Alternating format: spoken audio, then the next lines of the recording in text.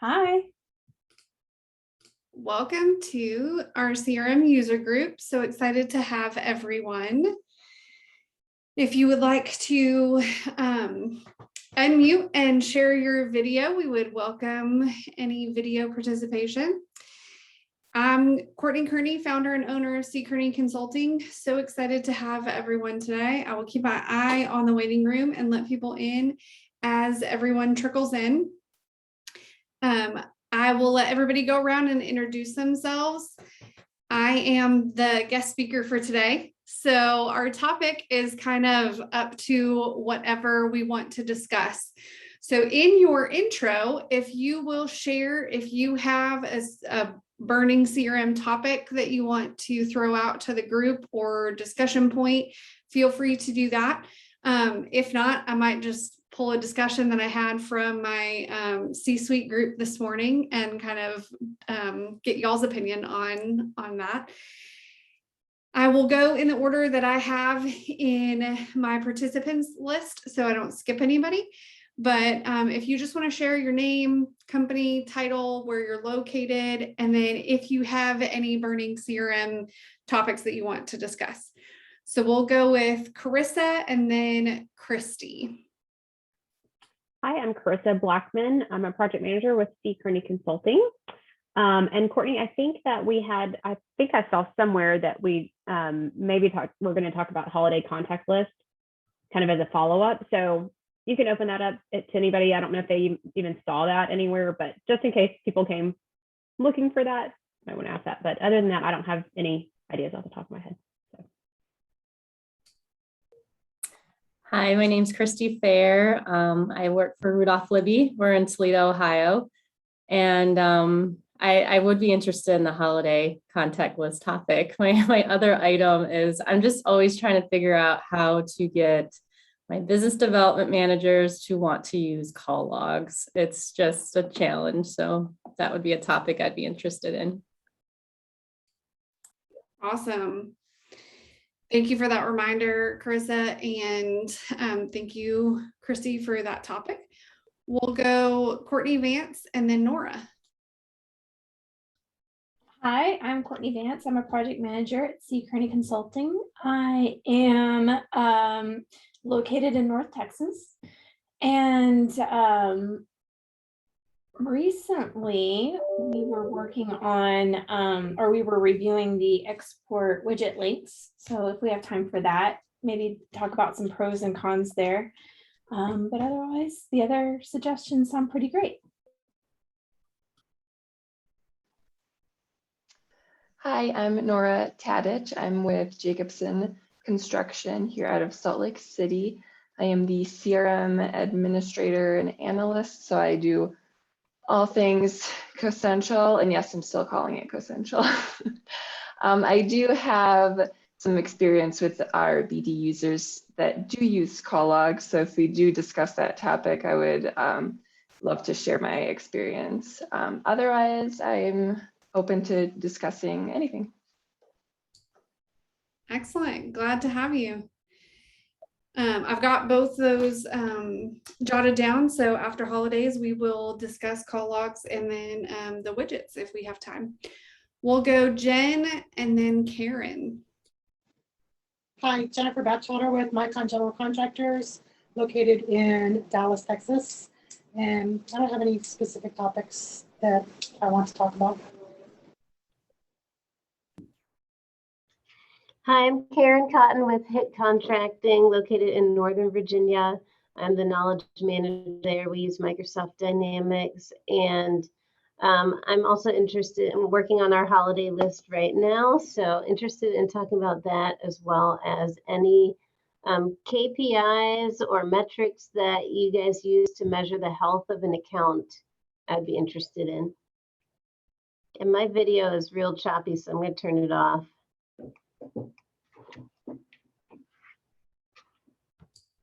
Thank you for that, Karen. And it looks like Brandy, you've joined us. So we are sharing our name, who we work for, what we do, and where we're located, and if you have any burning CRM topics to discuss.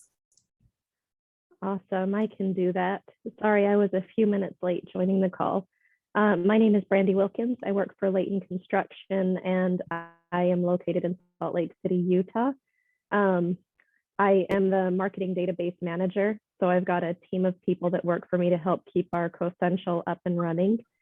And I'm currently working on launching CoSential to the rest of our sister companies because we're part of a much larger organization. I don't really have any major, I think, burning questions. Most of the stuff I think that's on my mind is stuff that it might not be within the scope of this call. Like a lot of it has to do with bringing on board new companies and stuff like that, basically doing an enterprise launch. So that's a lot of what's been on my mind lately, but that's probably well beyond the scope of this call. Well, you can definitely get some tips, and then if you want to ping me afterwards and have a conversation, feel free to do that as well. Deal. Awesome. So I think we have gotten to anybody. If you did not introduce yourself, please let me know in the chat. And if I missed you, I apologize. Sometimes Zoom bounces around the list, so it's hard to keep track all the time. All right, so I'm going to drop into the chat window a link that reviews the webinar that I did that was talking about holiday contact list, preparing it, cleaning it up, all of that. So kind of starting with that conversation, I know we talk about it often, so this group is probably very familiar with the idea of data hygiene, but really looking at those regular cadences of how often you're reviewing your information. If that is being done correctly throughout the year, then the holiday card shouldn't be as painful of a or horrific as experience as some. I know one of the things that was brought up, Karen, I believe you asked, was the KPIs, especially around the health of the account. This being one of them, as far as like how often are you performing data hygiene. When I'm talking data hygiene, it's really the act of looking for information that is accurate. I am sounding like a robot to myself. Does anybody else hear that? No? Okay. That's just going to trip me out. My AirPods have been acting up all morning, so I'm just going to go with it. It's the act of looking for inaccurate information, making it accurate, anything that is not uniform or is missing. So some of the examples are things like when we're talking holiday cards, what company information or contact information is missing addresses, whether that's missing zip codes, whether that is missing the city, the state, all those different components that go into the end result of actually mailing something to someone, looking for that information. And then looking at the insights into that would be the ultimate goal of our data hygiene in getting that done on a regular basis. So the KPIs around that, Karen, like looking at how often are you, the data auditor, reviewing that information can be a KPI that can show up on, let me pause, KPI being key performance indicator. So your key performance indicators are things that typically show up on your annual reviews, if you do quarterly reviews, anything like that, to allow you to have measurable results of your performance or someone else's performance. In this case, it can also be a KPI for your account in general, looking at the health of how you are doing. I will put a plug in really quick for our 3-part series. I don't often plug that on this call, but it is in line with what we're talking about. So really taking the time at the end of the year, next month, to audit if you do use CoSential or Uninet CRM by CoSential. If you use that, we're going to go through a 3-part webinar series, tuning up each record type to make sure that it's optimized as we go into the next year. But really, KPIs around that as well. How often are you reviewing every single field? And when I say every single field, I mean, how populated is the facts field in your company record? Should we be turning that off? More than likely, yes. Please tell me that you don't have pagers still turned on. It is a field that's available. If you have it turned on, do you really need that? So that's the kind of audits or data hygiene that you can be doing in your account. Some of the examples, if you're thinking of going digital this year for your holiday card, would be who is missing an email address in your account? How many contacts are without that? Now, if it's in the hundreds, in the thousands, looking for how you're going to fill that, that might be a situation of we need to get it to whoever created that record and get them an email that says, hey, you've got to get me these email addresses. One of the tools that I don't often talk about, but I think is a very valuable tool as we go into holiday prep, is a website called Zero Bounce. I'm going to drop it in the chat window. They provide verification services and it's pretty inexpensive. So for a couple, I don't know, maybe $50, you can run 20. Oh, that's where that went. I'm searching Zero Bounce in my participants list. I kept going, why is this not typing? There we go. So for $50, you could verify 2,000 email addresses. And what it's going to do is going to tell you if it's going to hard bounce, if it's going to soft bounce. If you have not been using an email campaign tool like a MailChimp or a SurveyMonkey, Constant Contact, any of those, you do not want to try to do this for the first time at the holidays, because if you have a significant number of hard bounces, you will get blacklisted and your company will not be able to send from whatever that email campaign is until you clean up your list. So you want to run it through something like a Zero Bounce before you do that. What's helpful is that they return all the results to you. So they'll say, here are all the hard bounces, here are the soft bounces. They explain what each of those are, and then you can spend your resources. Hey, these are all verified. Good, sweet. These are the ones we need to focus on, and I need to make sure that we look at before we try to push out a holiday card.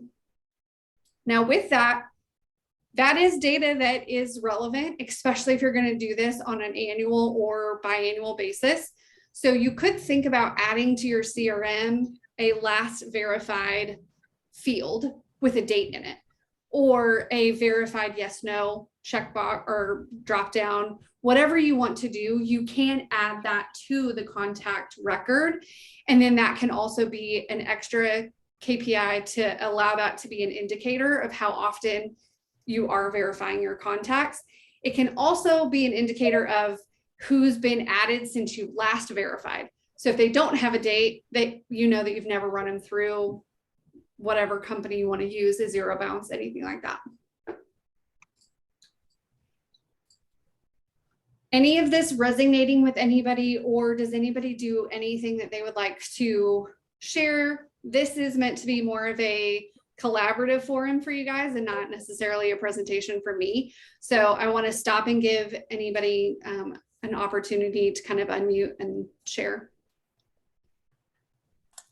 I don't know if this is the most efficient, so I'd like feedback. So I every year when we go through this process is I pull lists for everybody, and I basically distribute them to each person and say, go through your list. Now, most people, I expect that they're going to go in CoCentral and just make the updates. Now, let's be real, a lot of them mark it up and hand it back to me.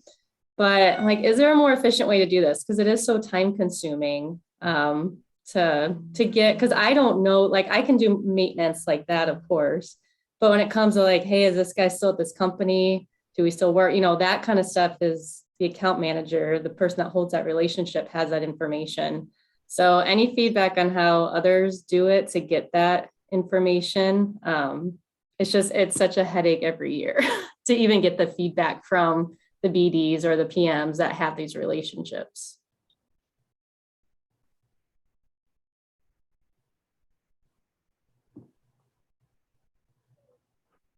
For us at Layton, we do things, I guess it's a little bit more roundabout in this respect, but we actually will track things like references, and this is more specific to references, but they're contacts that people would want to reach out to for like holiday lists and things like that.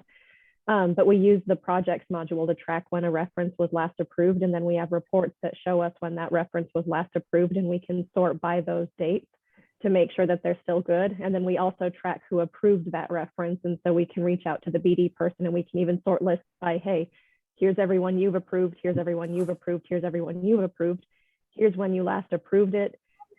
Anybody really that's within the last 6 months, we don't really worry about, but if it's anything that's greater than 6 months, we ask them to focus on that. So that's part of, it's an entirely different process, but that's how we would make sure that the information stayed good for contacts. And that obviously it trickles over to the actual contacts because we're updating that information.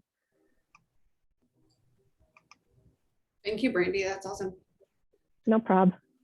So one thing I do want to share, and then I can open it back up to the group too, is in that blog article that I sent for the holiday card prep and cleanup, there is a link here to a sample contact list.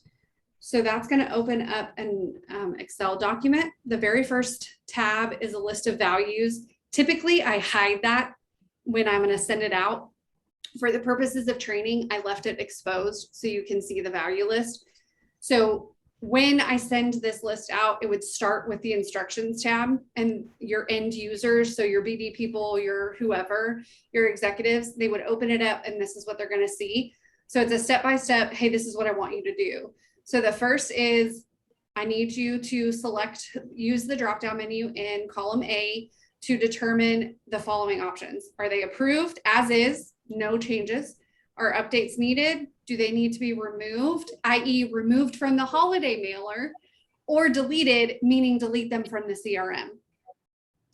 It's always good that if you're going to give someone a drop-down list, explain and define what it means.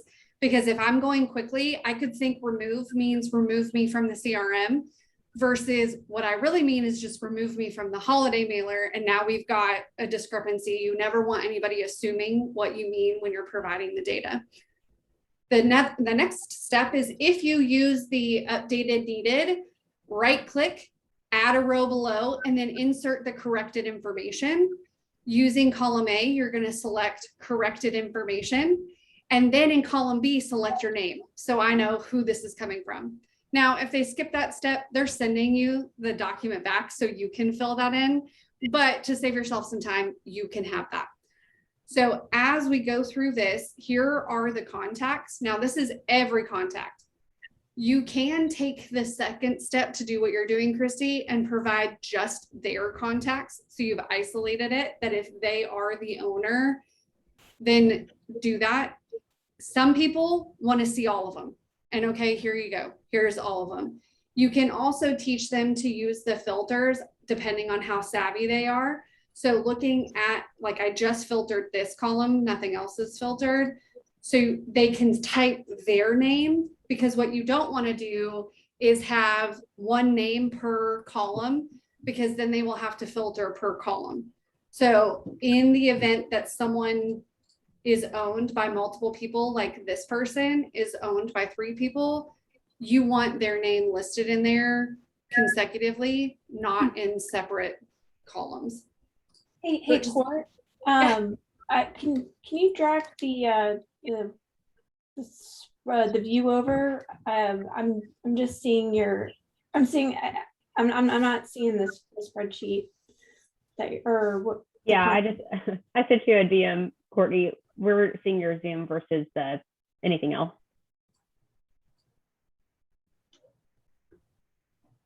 What are you seeing now? Nothing. You're not sharing. Yeah. You're not sharing right now. There it goes. There you go. What about now? Okay, thank you so much. I appreciate that. Sorry, maybe I should have said it out loud. I was like, maybe she'll see the DM. I didn't want to. Okay, sorry. Yep. No, you're good. Thank you so much for that. Okay, so this column here is the only one that I have filtered.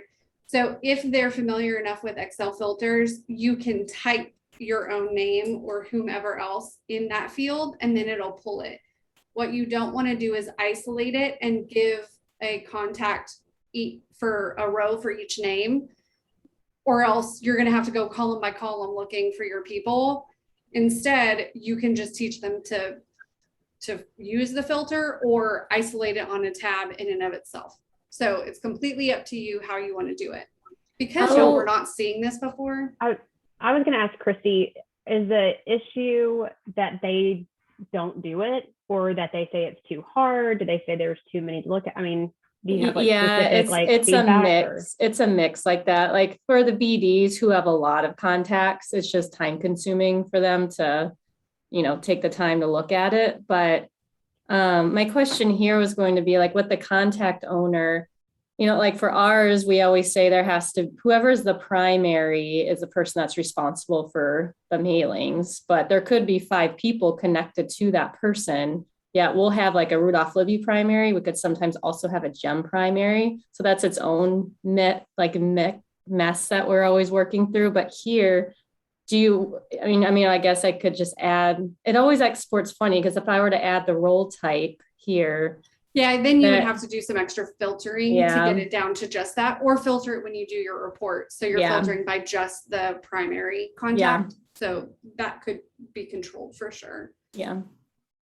Since I wasn't sharing my correct screen earlier, this is the value list that I typically hide because it's controlling my drop-down menu.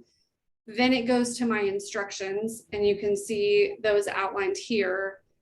Then it goes to the full contacts. Here's where I need you to make a decision if it's approved, updated. There is conditional rules on top of this that's helping with that color coordinating. If you're familiar with Excel, you can make it work depending on what they select. And then again, if you want to isolate to just get that person's information. The important piece is you want them to tell you that something's been corrected. So you as the editor know what to go push back in, because so you're not pushing every single thing back in. The other piece of this is there's no way to get past the time consuming part. And that's where I think, to Kieran's point, you've got to have KPIs, or you have to have some sort of accountability to get them to do it, right? Like it is an extra step, or it is extra work, or whatever the attitude might be internally. But as long as you're harping on the why, like in order for our clients to feel valued, we need to get them a holiday gift. In order for that to happen, you've got to do this. There's no way around it. So instead of being like, I need you to update the contacts, it's more, we want to value our clients. That I can get behind. Telling me I need to look at 200 rows in an Excel document. Now, Courtney and I are going to geek out on that, but we're the rarity, and I know that. So looking at that, like, okay, you've got to incentivize in some other way too. Now, in the past, if you do have an administrative staff that's kind of doing this thing too, like looking at other people's contacts or that kind of stuff, I have incentivized it to where it's like, all right, the first one to enter it gets a prize, gets a, like a $50 gift card to Amazon, whatever that incentive needs to be, or the first 5 people, or whatever it is. The depending on how your company is structured, you can also do, I would be careful with this one, but punishment. So one of the companies used a little garden gnome, and the last one to get it done had to have the gnome sitting on their desk, and it was, oh, gnome, you didn't. If that works for you, it's playful. I would always suggest caution when making something punitive. However, sometimes that works. So if you don't want the gnome sitting on your desk, get your data back to me.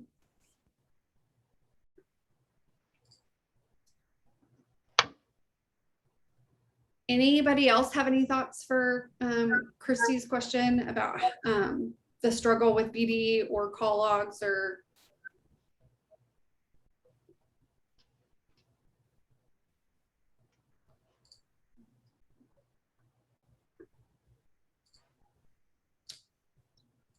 Christy, one of the things that I would kind of, Chris, I saw you. Oh, I was gonna say, I couldn't remember who said that they had something to share about the getting BD to use a call log. Yeah, it was me. Sorry. Okay, I was like, I can't remember.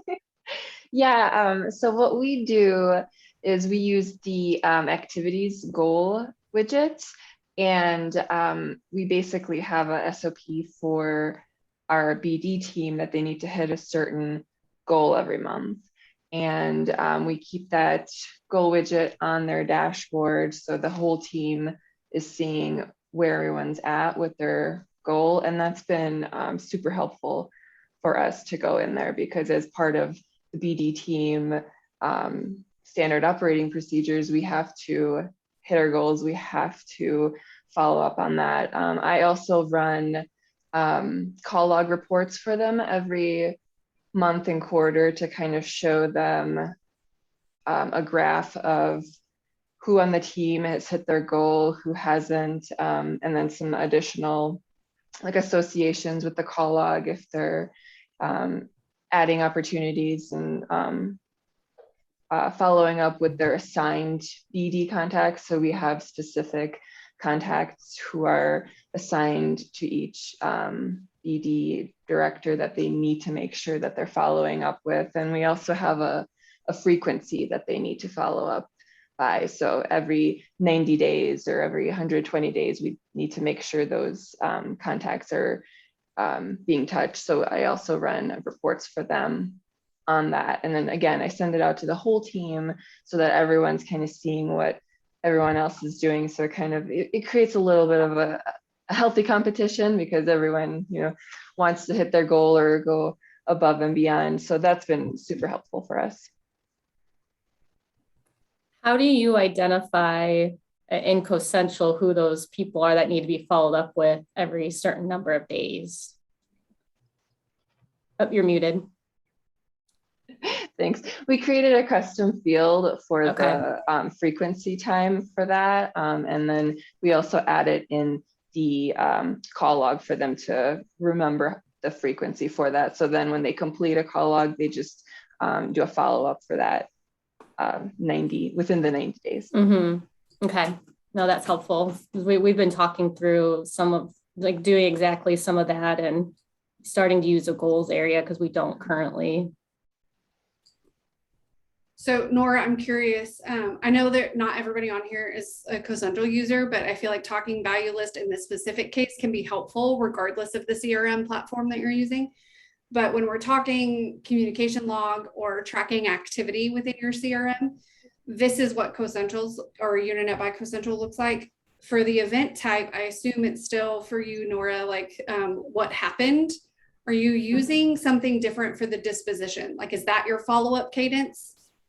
Actually, our event type, we did add BD follow-up. So we have specific people that we're tracking. So those contacts that are specifically assigned to the business development team. So they select the BD follow-up as the type, and then the disposition is left the same, just for them to track, how often they're emailing versus speaking to the individual. So within our goals widget, I use BD follow-up as the counter for that to tally the goal.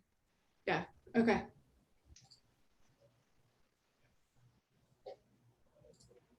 Here's where you're talking. The different called, okay.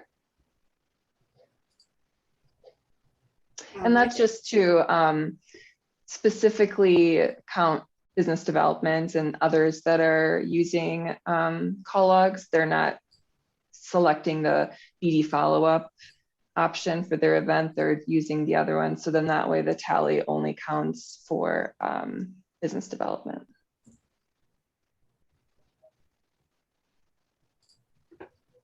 Oh, and one thing I did notice is that with their recent update with the call log, the activities widget is not working. Or the goal widget's not working. It's tallying up everything in the past, so I can go look at last month, but for everything for October, it is not counting. So we'll see what happens. I'm gonna bite my tongue and just oh yeah, expect lots of fun next week, I'm sure. Well, thanks, Nora. That was helpful. bite my tongue.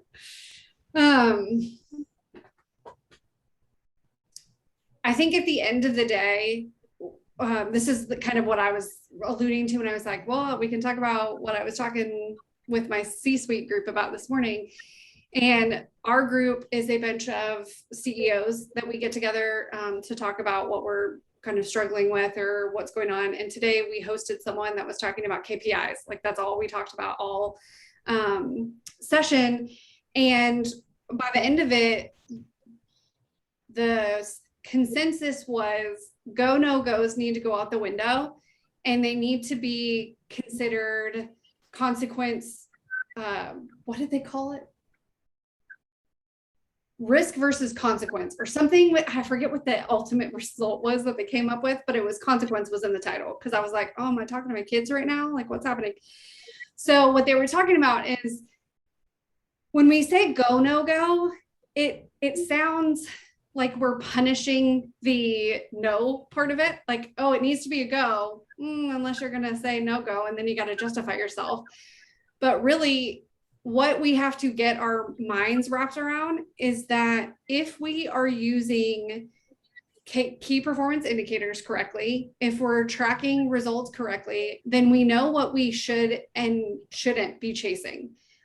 In the event that that's not, if you're not there yet, then the key or the stopgap should be a go, no go decision or this consequence chart.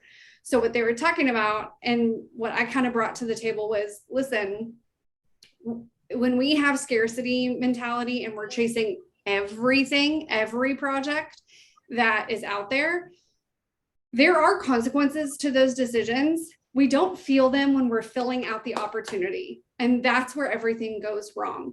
You feel it 6 months from now when you're trying to do the bid or the proposal or build the project or whatever down the line, but you don't feel it when you are filling out that go, no go form. So the trouble with that, or the challenge for leadership, is to have people understand that when you say yes, you're saying no to something else. You're saying no to sleep. You're saying no to work-life balance. You're saying no to healthy boundaries. Whatever that is, there is a consequence to saying yes too much, too often, to the wrong things. So really, the discussion was centered around how do you have your KPIs in a line to show these are the consequences to our decisions, and we need to be making them better sooner, if that makes sense. The other thing that I thought was super intriguing that one of the construction company he brought up was tying your KPIs to your company values. That a lot of times our company values get slapped up on the walls in the office or put in a proposal and often forgot about. So really looking at tying your KPIs for your people to those values.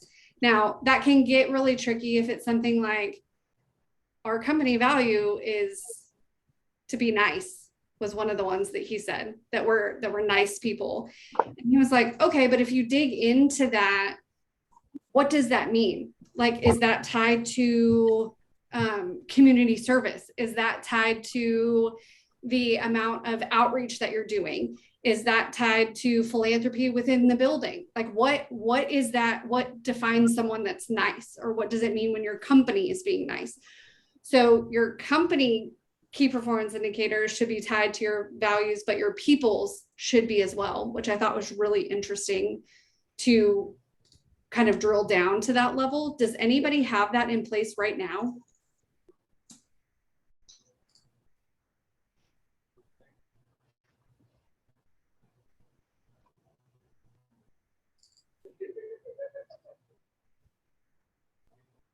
I'm going to brag on CKC since my other two peeps aren't. So our values, CKC is a family that is collaborative, genuine, respectful, provides a 5-star service with a bold and future vision. So one of ours is the collaborative piece. So every employee at CKC has a KPI and a metrics.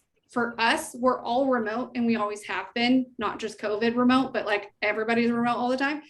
So for us, we rely heavily on Slack to build that collaboration.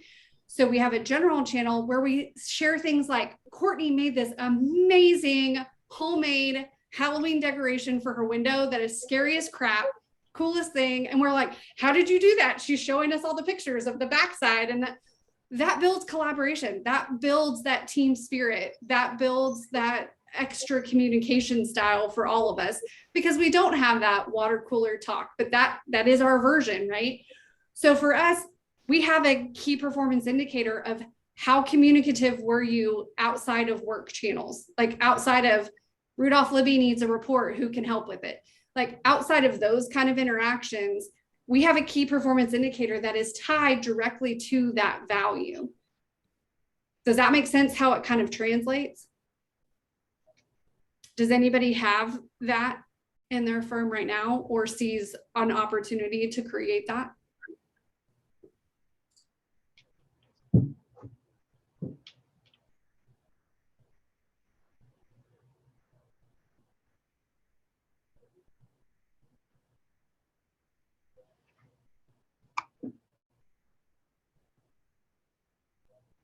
That's a tough one. It's challenging, right? Like on the surface, you're like, of course they do. And then you're going, oh, wait, maybe we have some areas of potential improvement here, or a new way to kind of look at things. I think it's, I mean, like you said, usually the values are kind of just, they sound good. They look good on paper. They look great in a proposal, right? And it's like, but when do you ever see them or talk about them? You basically, if you're trying at all, like you might have it on your performance review, right? As like one line item. Like, does this person portray our company values at all times, or whatever, on a scale from 0 to 10? Like, I've had that at companies, right, where it's kind of this like vague, do you embody our values? Well, I mean, I hope so. I don't know. So I would say probably most companies are like that. It looks good on their website, it looks good in a proposal, but they're not really tying much to it, for the most part. Not saying that they don't happen, but they're not being intentional about tying any kind of performance to it. And so I think you can take those values and not just make it internal, but external, right? So like being nice, what does that mean? That means being respectful of your clients, or being respectful of your subcontractors, or, So are you asking that question on your exit surveys with your clients, or your closeout process? Yeah, like how are you externally, are you embodying the values, not just even internally, but what does that look like? What does it look like if relationship is probably on everybody's, like we build relationships with our clients. Well, of course you do, but like maybe you tie that and going back to the touch points, right? That's a KPI. If you are building a relationship with your client, you should be touching them maybe every 60 days or 90 days, like Nora said, but that is tied to a value, if that is one of your values. But I think there's a lot of room for improvement, I think, in every company, of like really trying to drill down to like maybe have 3 or 4, not, I've seen companies with like 10, and you're like, okay, well, that's great, but how can I think we would all agree, I can't think of 10 things, that's a lot to think about. So kind of drilling those down to what are the things you can base your one of the things that I found interesting that I just saw the time. We are supposed to have ended 9 minutes ago. I am so sorry that we are over. I was just so excited about this. This is why I cannot be the guest speaker very often, because I just get excited. I'll finish this thought and then we can wrap it up. So one of the things that he shared was that recruiting right now, we are all hurting for people, and they're not hiding. It's just that we have a smaller pool of people. So while they are at recruiting fairs, things like that, the people that are being interviewed are asking tough questions like, hey, we see that your values are this. How do you back that up? What are the stats that show that you are, safety conscious, or that you are fill in the blank? And so I thought it was so interesting that he was like, we are able to bring those stats to the interview and say, this is how we monitor this. This is how we will hold you accountable to live up to our values. And is this a match? And I thought that was very, intriguing as well, to think about it in those terms, not just in the, like you said, the proposal and the interview with clients, but also your internal and external relationships, in the sense of hiring and making sure that you are building the right culture, because you do want people that fit your team and your values, for sure. All right. So thank you so much. I am so sorry that we went over. Did anybody have anything else before we jump off? All right. Sounds good. Well, thank you so much for your time. Hope you guys have a good rest of your week and see you back here November 11th or potentially in the tune-up 3-part webinar series. Y'all have a good one. Thank you. Bye. Everyone.